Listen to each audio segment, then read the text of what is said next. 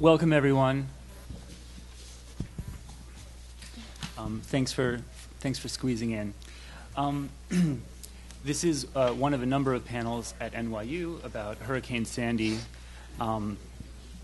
which for many of us really was an eye-opener. It was a very different experience than many other things that have happened to us. And so we put together this panel in the Environmental Studies program to think through Sandy from historical, scientific, political, social, ethical perspectives. I'm going to briefly introduce our panel, and then we're going to kind of go left to right, or from your perspective, right to left.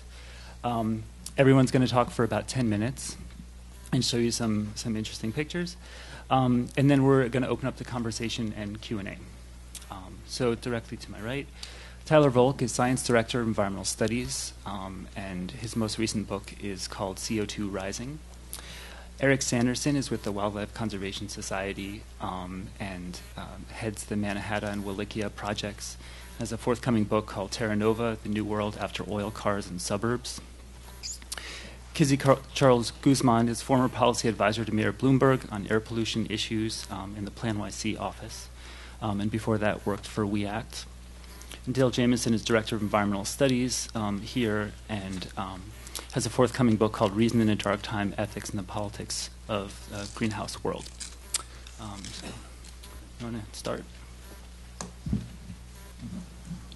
Okay, first slide, Chris. All right, this is before the 60s hit and I started growing my hair. Okay. Hi, my name is Tyler Volk. My role here tonight is, I guess, Mr. Carbon Cycle. So I'm going to do a few minutes on the global carbon cycle to whet your appetite about this wonderful cycling of carbon that exists in our biosphere, and as well as give you some of the background as to the cause of concern. So next, yes, this is what I want. So this is me exhaling. What is that, 5 times? Let me wait here. Let me wait. And maybe this gives people a chance to turn off your own cell phones if you want to just double check. Yeah, thank you for that reminder. That's the alarm to turn off the cell phone. Okay, let me just check my time here. 7, 8. So that's one exhalation.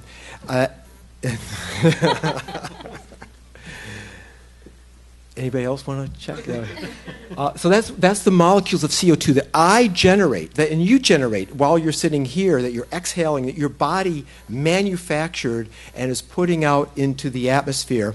And I was curious to go into the woods, which I'll show you in the next shot, although I'm not in that, but I'll show you some picture of leaves. And I was curious where in one exhalation, where I can go to find a molecule of carbon, an atom of carbon that came from one of those CO2 molecules that I exhaled, where I'd have to search to before I would find one of those atoms, because it's going to circulate around in the atmosphere, go into the ocean, some go into plants. And when I went into the woods, and I really needed to do the calculations to do this as well too, I found out that every single leaf in that picture, if it grows within the next year after I exhaled, is going to have about 10 atoms of carbon from my exhalation. And I started thinking, well, wait, is that every exhalation? And the mathematics worked out, yes, every exhalation. Where on Earth do I go? I can go anywhere on Earth. I can go down to South America and look at the leaves in South America, and if they grow in that about the next year, they're going to have around 10 atoms of carbon in them from every one of my exhalations during the previous year, and every one of your exhalations during the previous year. So we become parts of life everywhere with our exhalation. Now, this means that we exhale CO2 just like automobiles put out carbon dioxide and coal-burning power plants put out carbon dioxide. We, in that sense, are like all the devices of our fossil fuel technology in terms of being we are carbon-based beings. And this was, of course, brought home to me that during the Sandy storm, when I had to be walking up and down 15 flights of stairs, that I was glad I'm an energy system and carbon fueled, and still was able to have a fuel. So, next slide. Now, how can this be true that my exhalation can go over the entire planet? Well, one of the ways is to look at to show you the demonstration of this fact. This looks at the data of atmospheric CO2 taken at Mauna Loa, Hawaii. It's the longest running data set. That's the light gray wavy line, and the heavy black line is from the atmosphere at the South Pole. And they set that up because they wanted to see what the CO2 was like very far away from the industrial countries in the northern hemisphere. And one of the beautiful demonstrations of the circulation of Earth's atmosphere is the fact that the South Pole CO2 is going up at the same rate, basically, as the northern hemisphere CO2. So you often hear that this is a global phenomenon. This really brings that message home that every place on the planet is going to be experiencing the greenhouse effect, even though the penguins in the South Pole had nothing to do with emitting the CO2. Now you say, oh, well, the penguins are emitting CO2 as well. So one more point I want to make about the carbon cycle is that you might say, well, human beings are not affecting the CO2 in the atmosphere by our breaths. That must be because we are so small emitters compared to the fossil fuel. And if you're in the United States, that is true. We are small emitters compared to the fossil fuel CO2. You can calculate a fossil fuel energy servant equivalent to the human body's metabolism, and it turns out that we in the United States have between 50 and 60 human equivalents working for us in the form of fossil fuel. In other words, our fossil fuel technologies in the United States are putting out 50 or 60 times more per person than the human breath does. So that's like human metabolic equivalents. So in that sense, we are not affecting the CO2 because we're small. But in a theoretical sense, we are also not affecting the net CO2 because we get our carbon ultimately from plant material, whether we eat animals or plants. It became plant-based, or if it's marine, it became algae-based at some point, and then those organisms got their CO2 from the water or from terrestrial crops. They got it from the air. So we are just putting it back into the atmosphere, that which started in the atmosphere, so it's a complete cycle. That's quite a bit different from what you see on the next slide, which is the fossil fuel that we are digging up from outside the biosphere system, sticking it into the atmosphere.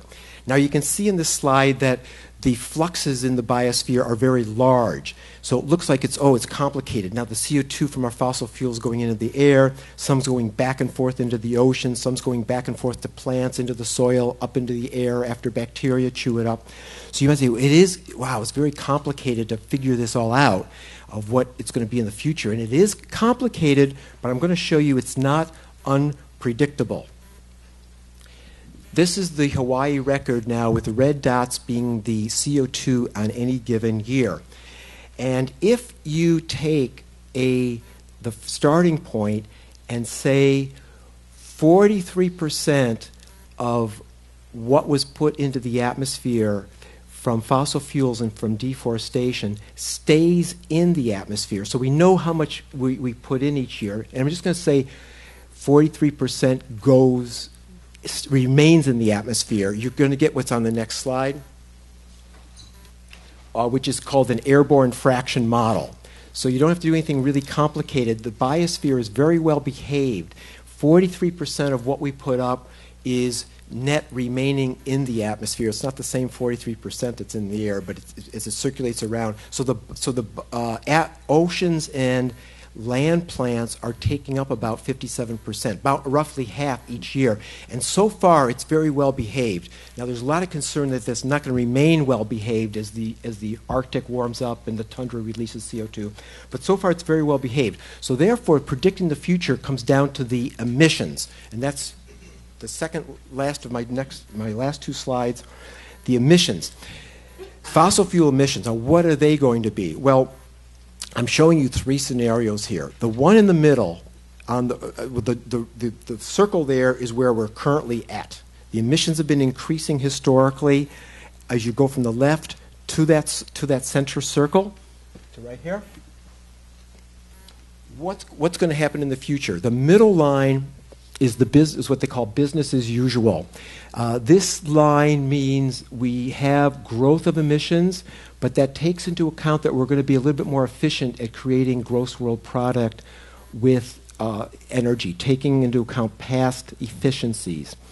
That's the business as usual. The top line here, it's called frozen 2010 technology. This would be if we grow economically at the past trends, but don't improve the technology. So that's using today's technology. Were we to develop economically for the next 40 years with today's technology?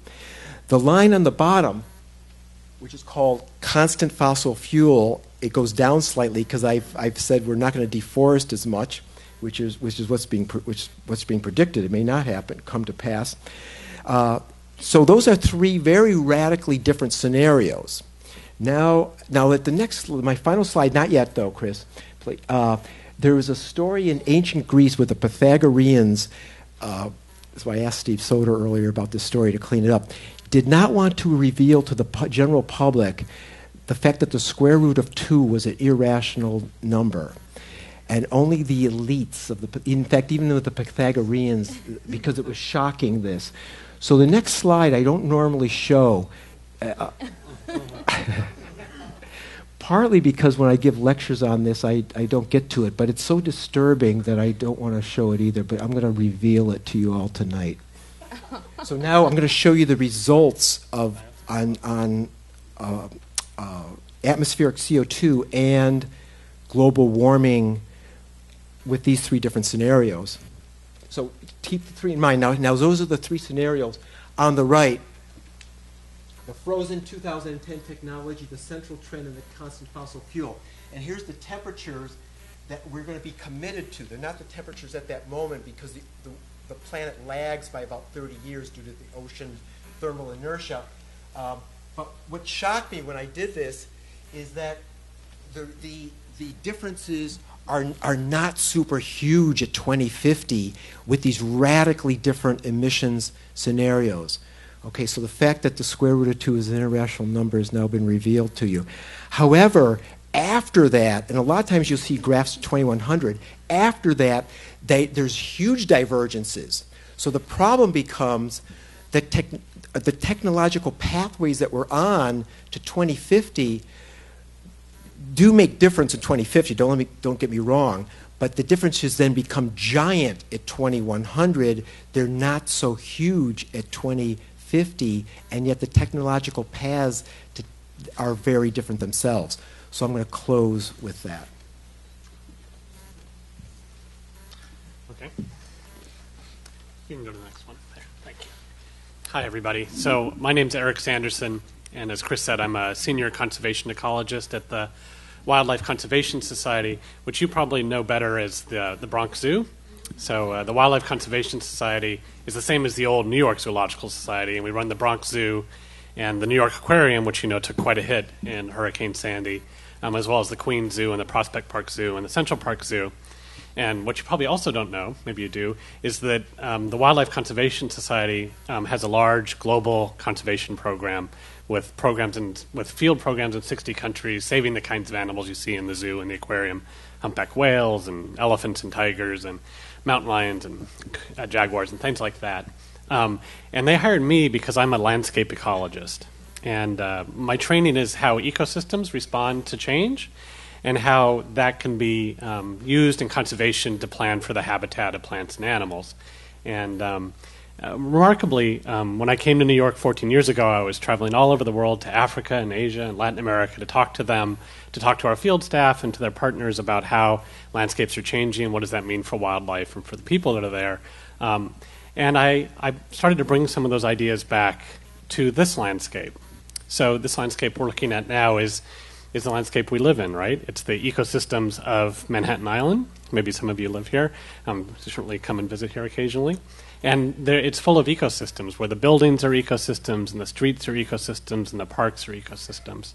And when we see pictures like this, we think it's so big, it's so huge, so monumental, right? I mean, only giants could create such a thing. But in fact, this landscape that we live in today, that is so huge and so big and so valuable, is actually a relatively new manifestation in this part of the world.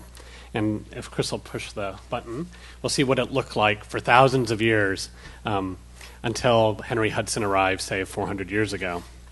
So this is exactly the same place, just back 400 years ago, and it's the island of Mannahatta. And what you're seeing is something that might seem more familiar as a place that a wildlife conservationist would care about. A landscape of forest and wetlands and beaches and the marine realm. You can see some smoke rising from the Lenape settlement, from the Native American settlement that was in lower Manhattan. And I'll draw your attention to the bright green spots on the map. Can everybody see those? So those are wetlands. Wetlands are ecosystems where the land and the water cover up, or meet. And they're very important for biodiversity, and they're very important in terms of disturbances. And if Chris will go to the next slide, let me show you a picture of what I'm talking about. So this is a picture of a salt marsh. And salt marshes are remarkably well-engineered systems to handle storm surges. And I'd like to point out to you some of the features of a salt marsh. So one, you'll notice that they're very that they have a great capacity to take in water and to let it back out again. So we're looking at a picture that's taken at low tide, and you can see, I hope you can see in the distance, there's water, the permanent water, and then you see there's this mud flat, and then you see these zonation of these grasses, these salt marsh grasses. So one of the things that salt marshes do is they let the water in, and they let the water back out, and they let the water in, and they let the water back out. And in fact, they do that 2 times a day, because salt marshes grow between the mean high tide and the high tide. So that they're engineered, if you like, they're adapted to take in the tides. And the grasses, they bend. In fact, if you look in the kind of upper grasses that are in the, right here, right behind me, they have these sort of cowlicks. That's the grass is called Spartina patens, and it's sort of famous for these cowlicks. That's the old salt hay or salt meadows that you might be familiar with from history, and they were very important for the New York City because they provided pasture once upon a time for animals. So that's one adaptation, is their space. Another adaptation is they bend. They don't break. They bend. They let the water in and they let the water out. Another adaptation is as you see that there's zonation in the vegetation. So there's actually 2 grasses we're looking at. The one that's lower next to the mudflat is called Spartina alterniflora, or the smooth cord grass, and then you see the Spartina patens. And the difference between them is that they grow in different elevations in the tidal profile. And they're adapted, those individual plants are adapted to being flooded by salt water. The way they're adapted is that they actually have pipes that come out of the leaves and take oxygen down into the roots, right? Because if you're flooded with water, you can't get oxygen from the air. And the roots are part of the living tissue, and they still need to have oxygen in order to do respiration. The other thing that they can do is they have a way of emitting salt. If you run your finger along a blade of grass with Spartina, you get salt crystals. So they actually exude salt out of the water that they absorb, and then they exude it out. And because they have these special adaptations, they can live in the salt marsh range. And Spartina alterniflora is adapted to being a little bit lower in the range, and Spartina patens is in the high salt marsh, and it's adapted to being a little higher. In fact, the salinities in the Spartina patens range can be 3 times saltwater's salinity. So really, really salt, because they're flooded on the high tide, and then the water goes out and it leaves some salt, and then that water evaporates and makes the soil really salty. So they have these amazing adaptations that allow them to survive and to live in a place that gets flooded on a frequent basis. So what happens if sea level changes, right? Well, actually, those zones will move over time. So I showed you the picture of Mannahatta before, and those marshes you saw were what it looked like 400 years ago. And if you'd gone back another 10,000 years, those marshes would have been out into New York Harbor because the sea would have been farther out. There was a time about 10,000 years ago where it was 120 miles from where we are today to the shore. right? And the Hudson River was just a freshwater river running on the side, and the salt marshes were all the way out there. And then as the sea level has risen over time, the salt marshes move back. And I just want to say one last point about how this moving back works is things die in the process, right? So what happens is the water's a little higher, the alternative flora in the lower part can't survive, and so it dies. And then it invades into the patents, and they die, and then they move back further up the tidal range, right? So in the process of adapting to a disturbance, there's destruction, there's tragedy. If you're that individual grass plant, it's a bummer, it's awful, right? But in fact, for the whole system to survive, it has to be able to adapt, right? It has to be able to change according to the changes that come, and that would be also true for the oak trees that you see in the distance. Well, I guess it's not quite the last thing I say. The other thing I want to say is that these marshes are helping Tyler with his carbon cycle. They hold a huge amount of organic sediments in the ground. So at the same time they're adapting the landscape for storm surge, they're also mitigating against climate change by holding the carbon in. They're also providing habitat. Something like 75% of all the commercially harvested fish on the East Coast spend some part of their lifetime in salt marshes, because salt marshes, when they're flooded, they create all these little spaces in the water that little tiny fish can hide in. And if you're a little fish, your big worry is to stay away from the big fish that's going to eat you. So these marshes are also really important for our commercial fisheries. And they also export each year, every winter, they die back, and the leaves are exported out to the estuary, and they provide part of the basis of the food web for all those little fishes in the harbor that we like so much. So they're remarkably engineered systems that they handle disturbance, they hold the soil, they help fix carbon, they provide habitat for plants and animals, and they adapt over time. It's remarkable, actually. And so I'd like to just conclude then by showing you a couple more slides of some work that I've been doing with my students here at NYU. So this is a map of the historic salt marshes and freshwater wetlands of New York City.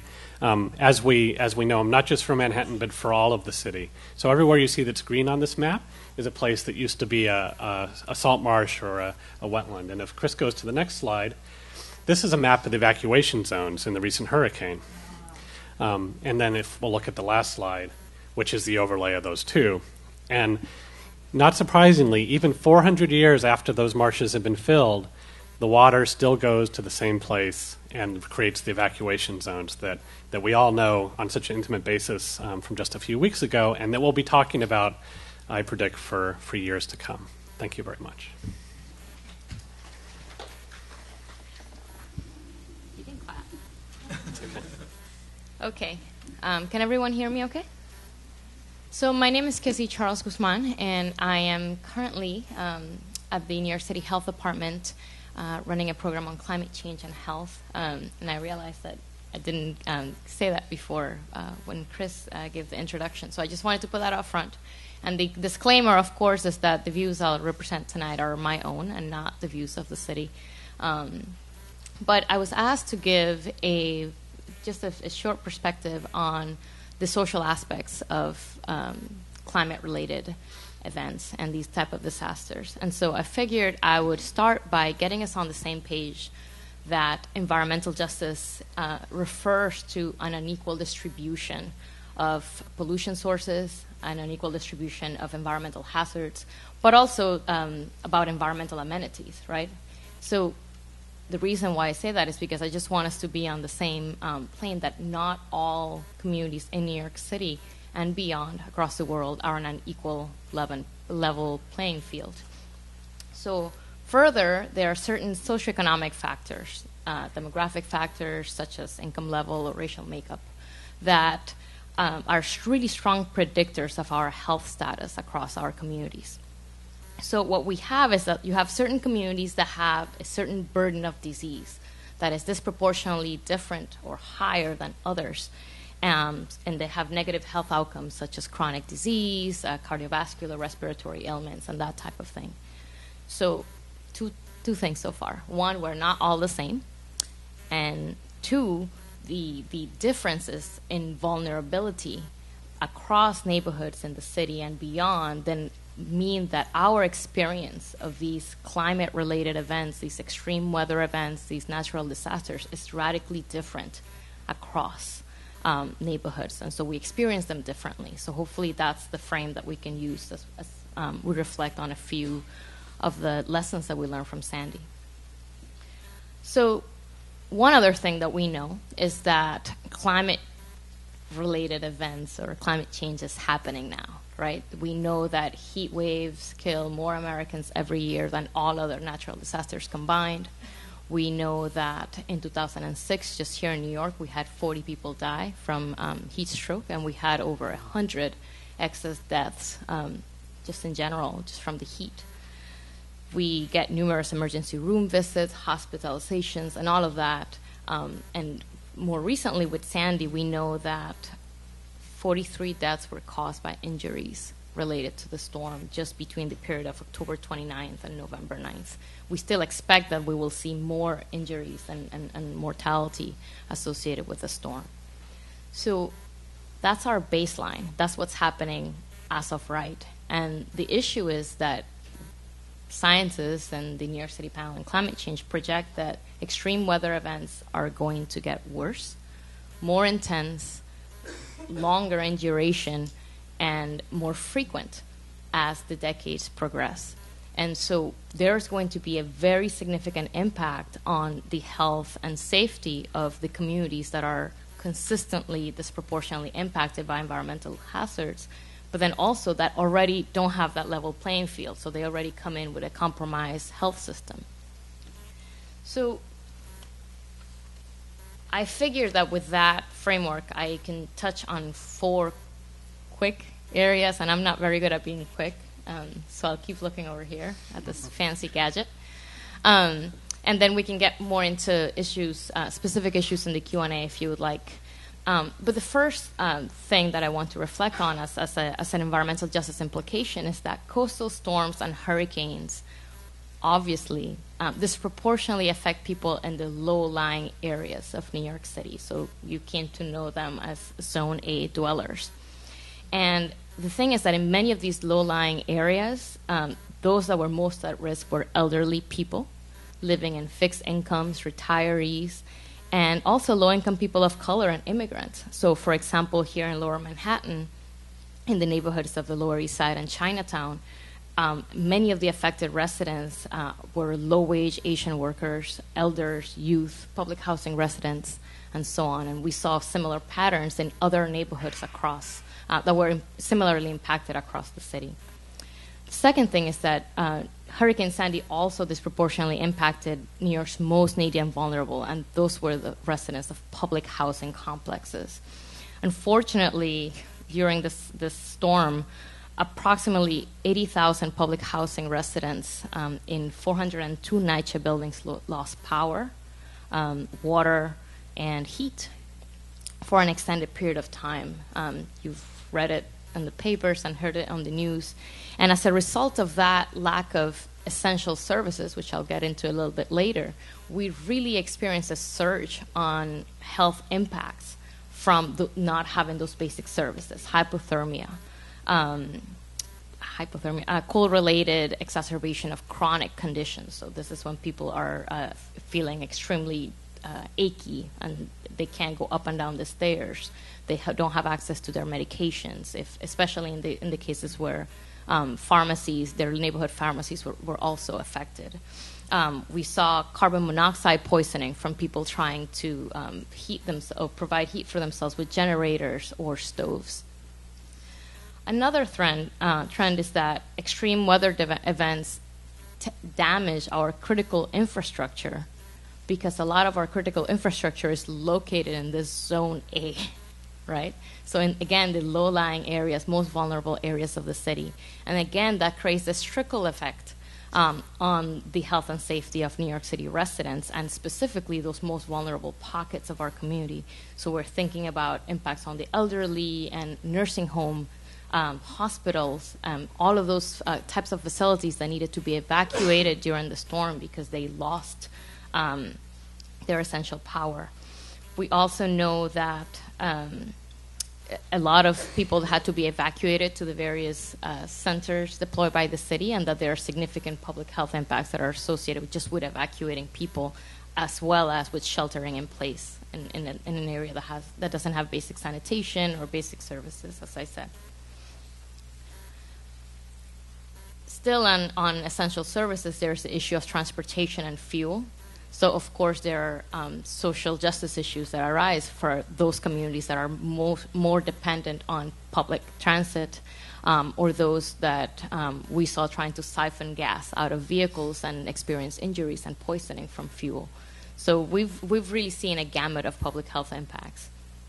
The next thing I want to mention is that there's the concentration of industrial sites and polluting infrastructure in this Zone A areas once again. And this goes back to our history in New York City as an industrial area. The waterfront was where immigrants came in, where the barges bring our goods and all of that. The New York City Environmental Justice Alliance has been working to really shed light on the fact that you have over 600,000 people living in communities of Newtown Creek, Sunset Park, Red Hook, and others that are classified by the city as significant maritime industrial areas. And what happens in these areas is that you have a concentration of Superfund site, toxic waste facilities, sewage plants, landfills, and other facilities that store toxic chemicals or chemical waste. And so, of course, the issue is that in the case of a severe coastal storm or a flooding event, there are concerns about the potential for toxic waste exposure. And again, it's these same types of communities that are disproportionately impacted. And then the last thing that I would like to mention as a foreigner, and that I hope that Dale will later bring the point home for me, is that to me it's been mind-boggling as an environmental professional that we have had so many discussions in the city so far about the impacts of the storm on property damage.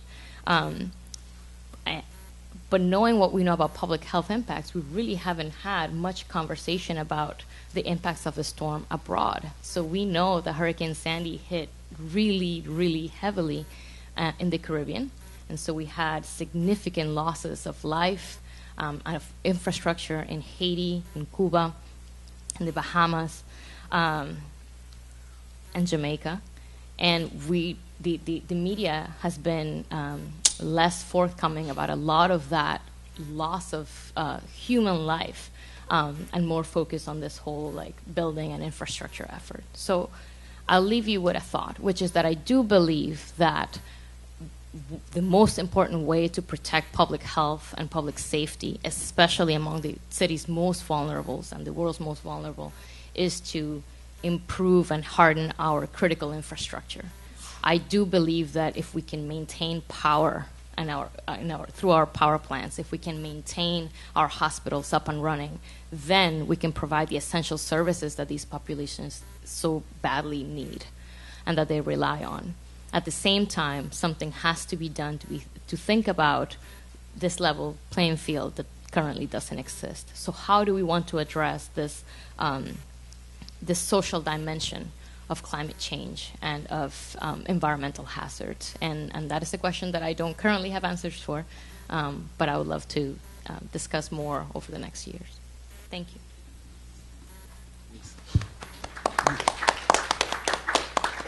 Okay, so I am going to be brief. I have really 3 takeaways.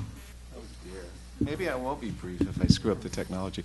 I have 3 takeaways, which I think in a way are going to be 3 exclamation points on particular things that were said. And I have 2 slides. So the first thing that I want to say is, we all know that for the last 20 years or so, the countries of the world have been flying around, diplomats have been flying around, talking to each other, trying to make promises, not making promises, making agreements, not making agreements, about reducing greenhouse gas emissions, right? And we know a little about Kyoto, and we know, all this kind of stuff. There's a conference of the parties is going on right now, actually, in Doha. And all of this is terribly important. And it's important for reasons that actually Tyler was showing you with the slide about emission paths. But now I want to show you a slide that's actually very similar to Tyler's. And unfortunately, it's kind of hard to read. But so let me just be loud. I'm kind of a loud mouth, so I think you can probably hear me. Okay, so what this first graph is showing you is essentially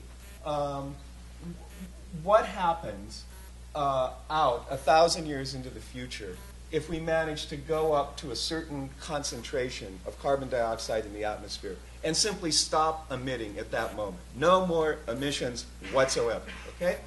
Now, people like Bill McKibben, dream on about 350. You'd have to be a real optimist to think about 450. Probably what's more realistic is 550 parts per million. But what you see is you go out to the year 3000, and you haven't returned to the pre-industrial baseline, just in terms of the amount of carbon that's in the atmosphere. Okay?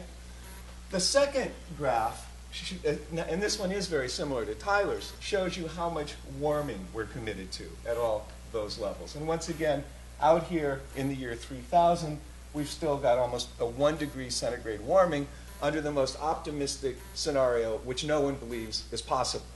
Okay? What this graph shows you is essentially the sea level rise that we're committed to simply because of thermal expansion from the temperature increase. We're not talking about ice shelves breaking off. We're not talking about glaciers, melting. None of those dynamics are taken into account. This is just simply what happens when you warm water and it gets bigger. Okay? Under the most optimistic scenario for emissions, which we're never going to get, we've got sea level rises increasing for 1,000 years. Now, you don't have to be one of the big brains to recognize that this means whatever goes on with capping emissions and cap and trade and this and that and so on and so forth, we had better actually deal with adapting to the impacts of climate change and particularly sea level rise.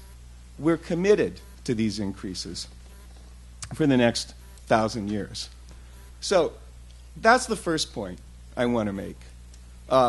Whatever is true on the emissions reduction stabilization side, increasing sea level rise is here to stay, and lots of other impacts of climate change as well. Second slide, please. Now, so this is the second take-home. So here in New York, the experience of Sandy was extremely traumatic for many people, as Kizzy was telling us. And it was also, I think, psychologically difficult, even for many people who weren't directly, physically harmed or compromised to such an extent by Sandy. And we now have a big conversation underway, which is a conversation we need to have, about what we're going to do in New York to try to protect the city. Are we going to do wetland restoration? What are we going to do to harden subways? Are we going to do our own little version of coastal retreat? All these things are in the air, and they're very important. But it's also important that we not just talk about how to build a better lifeboat so that we can somehow imagine ourselves living in this rising sea level while everyone else in the world is going under. So the point of this slide is to show you essentially just the relative vulnerability of some coastal deltas around the world, and basically the size of the circle is showing you greater vulnerability. And, we've got, for example, Bangladesh, we have the Nile River Valley. These are areas where millions of people depend, their livelihoods depend on agriculture that's produced on land that is extremely low and is already subject to storm surges of the sort that we saw from Sandy, and is actually only going to get worse. And as a matter of fact, about 96% of the deaths from natural disasters each year happen in developing countries, not in developed countries. It's not what we read about in the newspaper, but that's what goes on in the world. So I think it's terribly important that we see what happened here in New York not as the problem, but as an instance of a global problem that is in fact impacting people all over the world.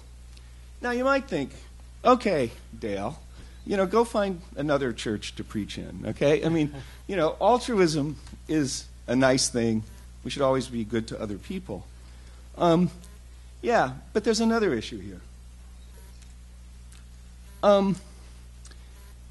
If you just think about the small island states, now most of us probably have some vague idea that the Maldives is probably going to cease to exist. The Seychelles is in serious trouble. There's about 40 small island states that are going to lose their very existence as a result of sea level rise. Their total contribution to greenhouse gas emissions is 0.5%. Okay? Now, this is going to sound harsh to say in a city that's just been brutalized by Sandy, but you know what? You dig up all that carbon that Tyler was showing you in his picture, and guess what happens? Sea levels rise. Extreme events happen. In some sense, there's a kind of symmetry in our getting these impacts from the actions we're taking. If you're living in Bangladesh, there's no symmetry. These are not people who have seriously contributed to the problem that we're facing. But these are people who are going to be suffering the most severe impact. So my second takeaway is let's use Sandy to bring us together to see that this is an instance of a global problem that we're all in together. And it's not just a matter of how many tens of billions of dollars are we going to spend so that we can continue to sell and buy derivatives on land that God or nature probably intended to be underwater. Okay. Now, my third takeaway. So I have to confess I'm a little bit of a weather junkie. So when Sandy hit on Monday night, I was there at the Hudson River. I sent some of these guys around here, got pictures from me. I was texting pictures as the storm surge was coming up. It was really exciting. And part of what was cool about it, it's a little bit like, again, what Eric was showing you. It's because, you'd seen these things on simulations. We knew exactly what was going to happen. I mean, there was no surprise in this, But it's kind of thrilling if you have any kind of scientific mind to actually see the world obeying the models. It's kind of exciting, right? Kind of black humor, sadly, but here's the thing that was surprising: the social impacts. Science is hard. It's hard to do the physical science, but you know what? It's a lot harder to predict the social side of this stuff. Nobody knew that an electrical plant was going to blow up on 14th Street, that this was going to mean that hospitals were going to be disabled, that Bellevue was going to be closed down for months, that the aquarium might be out of business. Who knows what that does to all kinds of other institutions around the city. People didn't particularly think about the impact on public housing projects. One day there's traffic jams in Manhattan. The next day you can't get a cab because there's no gasoline. This is the really hard stuff, is figuring out the social impacts. So the point I'm trying to make is this. Wally Broecker, a great climate scientist, once said, we talk a lot about the uncertainties in the science. Wally once said famously that when it comes to the physical science of climate, betting on the uncertainties is like poking a dragon with a stick. It's, you don't really know what a dragon's going to do if you poke it with a stick, but, it's probably not the best idea in the world. Now, what I want to say is the uncertainties on the social side are even greater and even more dangerous. Our social systems are extremely complex. They're tightly bound. They're tightly wound. They allow us to go buy an espresso around the corner, to have great universities, to have museums, to have works of art, to have these wonderful lives that we have in New York. And all of these tightly bound social activities live on the thin veneer of these ecosystems and this physical structure, this climate, this land, this biosphere in which we live. And the greatest danger here is that in not taking the physical support systems seriously, the way that we do, we may actually lead to a kind of cascade of events in terms of our social systems that we just actually saw a really depressing trailer for with Sandy. So, thanks.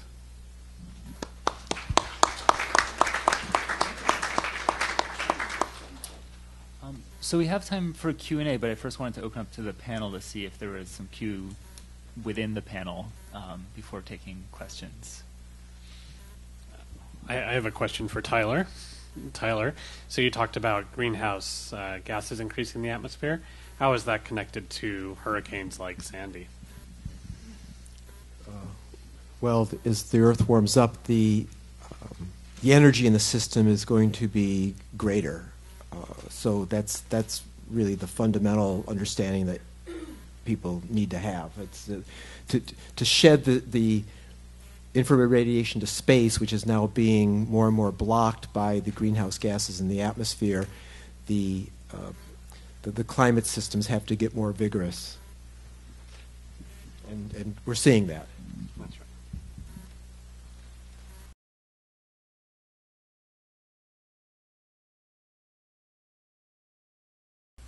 Wow, so that's a big question, and I think that really taking a close look at how our neighborhoods have been impacted, we can really bring those stories to our elected officials. There have been so many public hearings and public meetings in the affected communities as the city is bringing in the needed resources and as the elected officials are trying to do their part. And I know for the health department, just yesterday we were at a meeting in which all the conversation was centered around all the dust and the sand that is still present in many areas of the city and hasn't been swept up, and it creates respiratory irritation and all of that.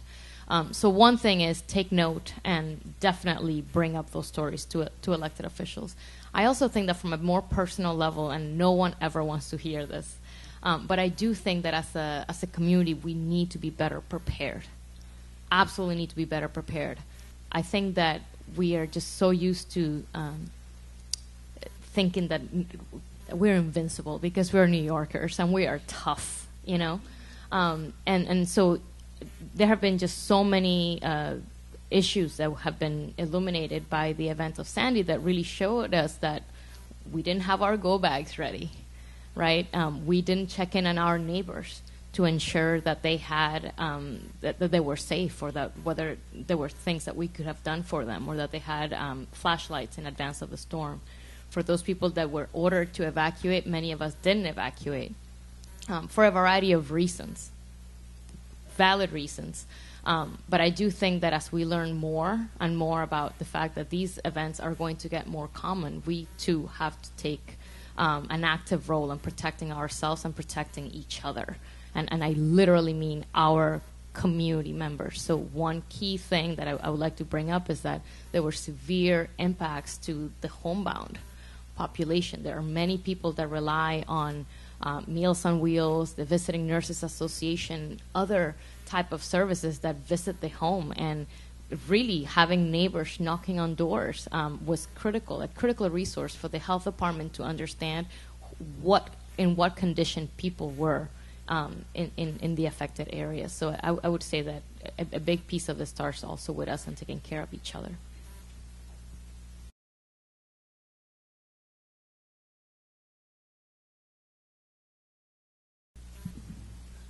Well, the tornadoes, the atmosphere is more energetic, but I think temperature and sea level hurricanes, yeah, not that I know there's going to be any impacts on earthquake frequency.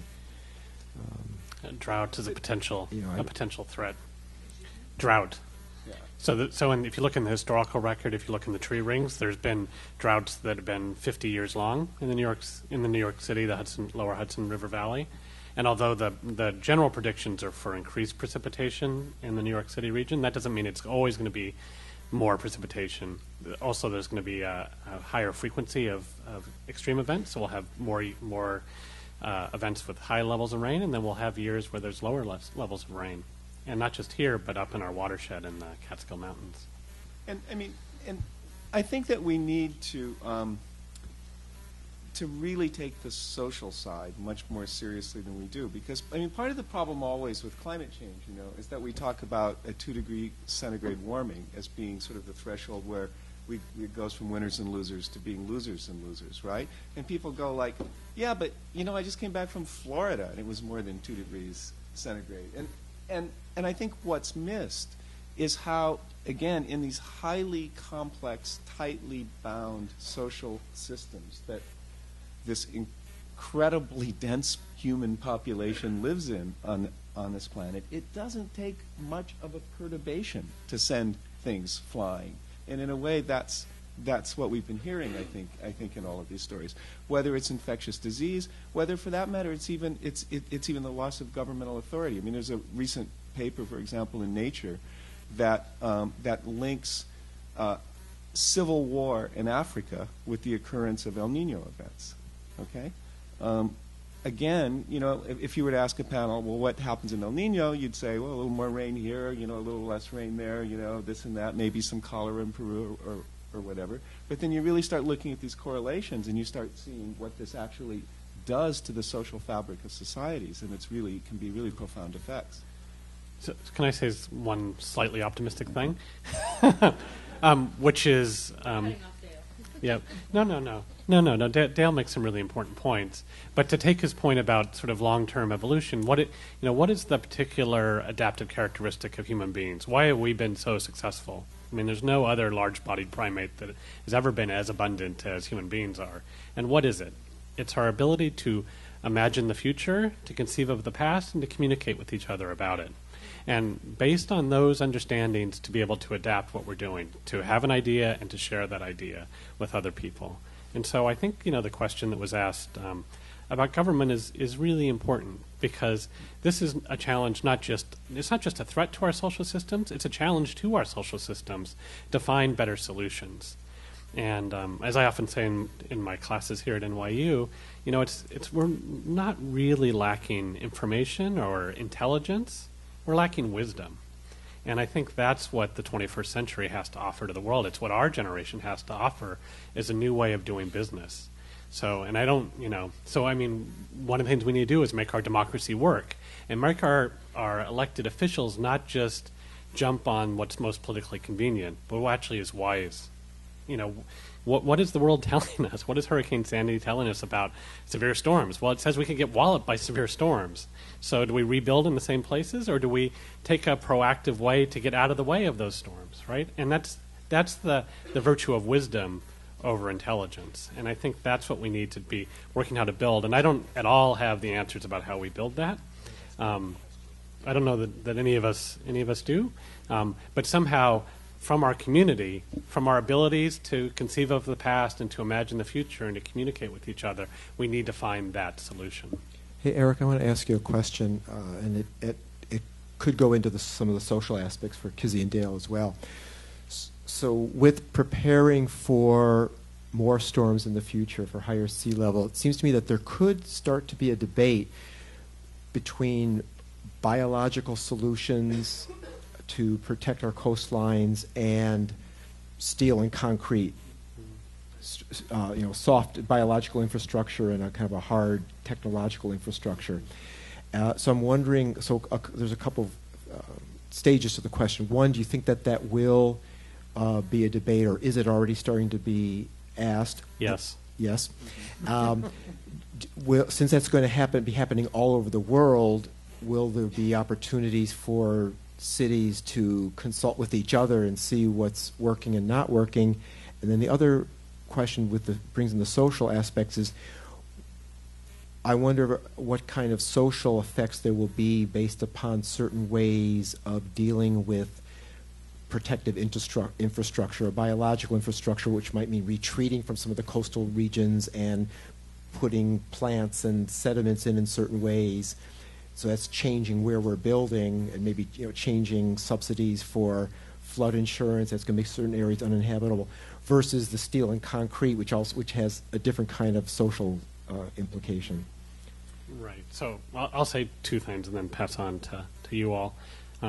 So the first is, I think the beginning of wisdom is to see what nature does in a place, right? And that's an idea that underscores the work that I've been trying to do with Mannahatta and many of my colleagues and with Wailakia, and in fact, in some way, is the WCS model all over the world, which is to look at the solutions that nature is offering. And nature is just full of really good ideas that have been tested over millennia. And we are smart enough to make observations, to do something about it, and then to figure out how that applies in our particular case. And I think that, my comments here, I emphasize New York, but also that would be true in Jamaica or Cuba or Bangladesh or et cetera, around the world. So that's the beginning of wisdom, is to pay attention to nature. And then the second one, which I think is the bridge, which is that we have conceived of our economy as separate from nature, as a sort of self-perpetuating system, where if we want more economic growth, we just tell it to go faster, and people buy more, and people sell more, and it just goes round and around and around, even though Adam Smith said, the factors of production are land, labor, and capital. And somehow along the way, we talk about labor, and certainly here in New York, we talk all the time about capital. What happened to land? What happened to land? Like you just cannot ignore the third factor of production. And so there's lots of ways to talk about, as a practical policy matter, how we connect those things together. But I think that's the second step in wisdom, and probably the solution that we need to figure out how to make work in our democracy. So history is important, and we all teach in an environmental studies program, and there's things to learn from people who thought about these things. So I want to tell you a story. During the Dust Bowl, we went through many debates that were actually very similar in structure to the debates that we're having now. We discovered that there were parts of the country that were extremely vulnerable to extreme events like drought.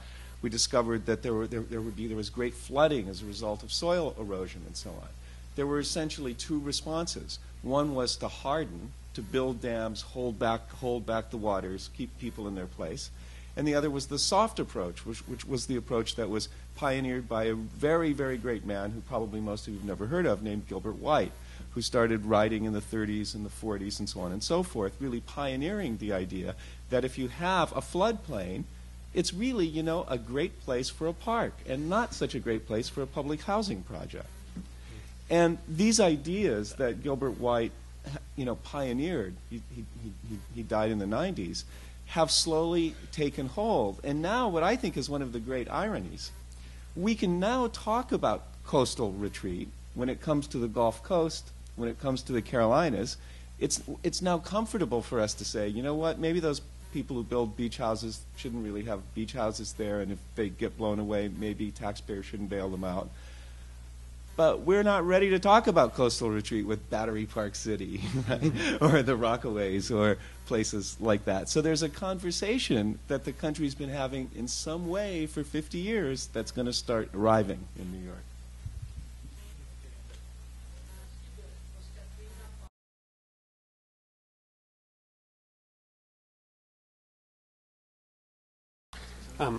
Can I just add something to that, which is that I'm sure many of us have friends who are climate scientists, and they're very careful people, and there's a huge amount of variability in the weather, which means as a statistical matter, it's very hard to say that this specific event, Katrina or Sandy, is a direct result of climate change, and that's why Tyler's hedging his bets a little bit over here. But what I always challenge them is, well, how much data do we have to collect? Are we going to decide when it's 2100? Well, look, there's now a statistical relationship between hurricanes and climate change, and climate change did cause those hurricanes, right? We might have to collect that much data in order to draw the asterisks and say that that's a statistically significant result. Or we could, not poke the dragon so much, or we could take the general predictions and think, well, maybe we should do something about that now. So there's one other analog with Katrina, which you may or may not be aware of, but us, just spent somewhere between $10 and $15 billion to harden New Orleans. That essentially the response that was taken in the wake of Katrina was the hard path. We'll see how long that lasts, and we'll see what we've all learned from that.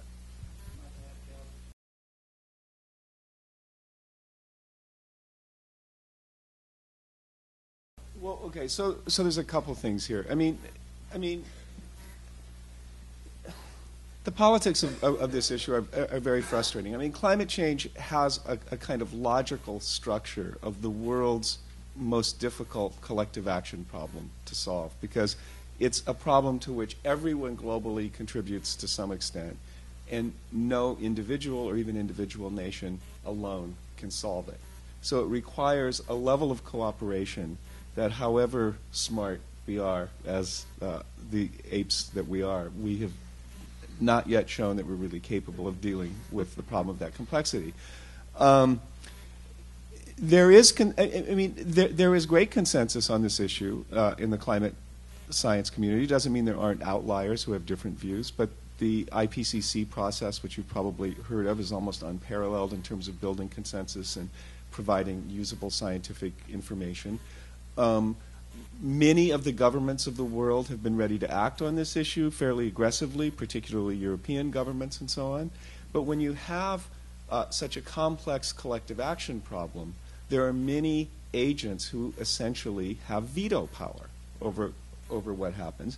And in particular, to be completely honest, you have essentially had a relatively small number of politicians in the United States who have been huge obstacles to global progress on this issue, because they've essentially prevented significant action on the part of the U.S. And if the U.S., as the world's first or second largest emitter, doesn't act, then of course the incentives for other people to act begin to flag. And yes, there are things that we can do about this. There's essentially three things. The first thing we can do is get real about adaptation, both at home in the way that Kizzy was talking about, but also in recognizing that it's a global problem that we've contributed to, and we have some global responsibilities to help people in other countries adapt as well. Secondly, we can start radically reducing our emissions, because essentially what we're suffering from today are the emissions of the past. And the more that emissions keep going up and the concentrations rise, the longer the world will be committed to this and the more severe will be the problems. And thirdly, we need really, really serious technological investments. Our investments in energy production have gone down. We need to start developing technologies that are going to get us to an energy system that's not carbon-based. And in my opinion, this is a little more controversial, but we also need to do research in areas like air capture of carbon, so that someday in the future, whether it's 10 years or 50 years or 100 years or 200 years, we might actually be able to reduce atmospheric concentrations. We don't know if that's possible, but we really need to get serious about the technological research that might make it possible. If I can also just add that yes, I completely agree with Dale that this is a problem of multiple stakeholders and the issues that there's no real way to achieve consensus when this isn't an issue that can be solved by any one party. At the same time, there are many politicians that are leading the charge in setting emission caps for greenhouse gas emissions, including here in New York City. We see with Plan YC and Mayor Bloomberg's sustainability agenda, since 2007, there was a goal set up to reduce greenhouse gas emissions by the city by 30% from the 2005 baseline level by 2030 citywide, but by 2017 for city-operated facilities.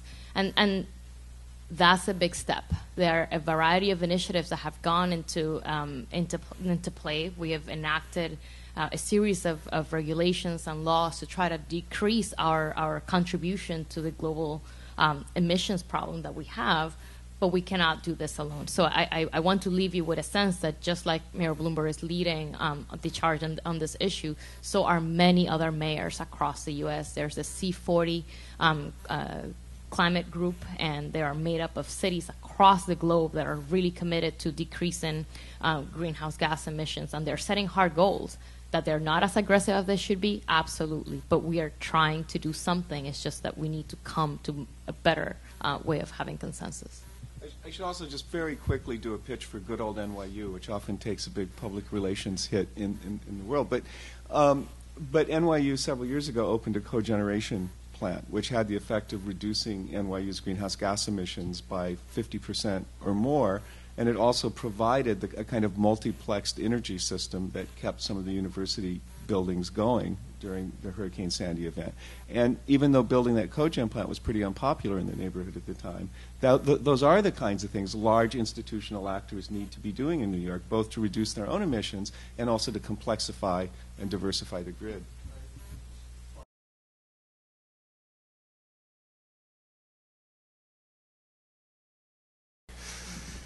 I'm not so sure at this point. I mean, the scientific community has to keep a certain objective search for the truth about climate and clouds and rain as much as they can. I mean, with this problem, there's good reasons there's going to be huge resistance to it automatically because tremendous amounts of money are involved with the global energy.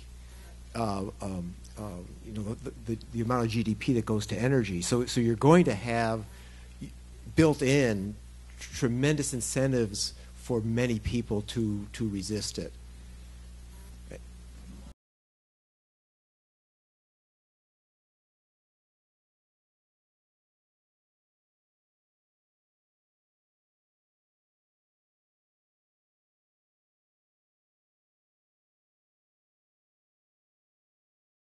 Oh, well, I want to say two things. Is that okay, Chris? Yep. So to that last question, there are people right now pulling those numbers together, but I will say that $30 billion would buy you a lot of salt marshes. And the great thing about the soft edge restoration route is it can be incremental. You can do a little bit today, you can do a little bit tomorrow. It's $20 or $30 billion to build a Seagate. A $10 billion Seagate doesn't do you anything, right? So I think there's a lot of advantages in terms of the cost to benefit ratio that you might get over different kinds of investment.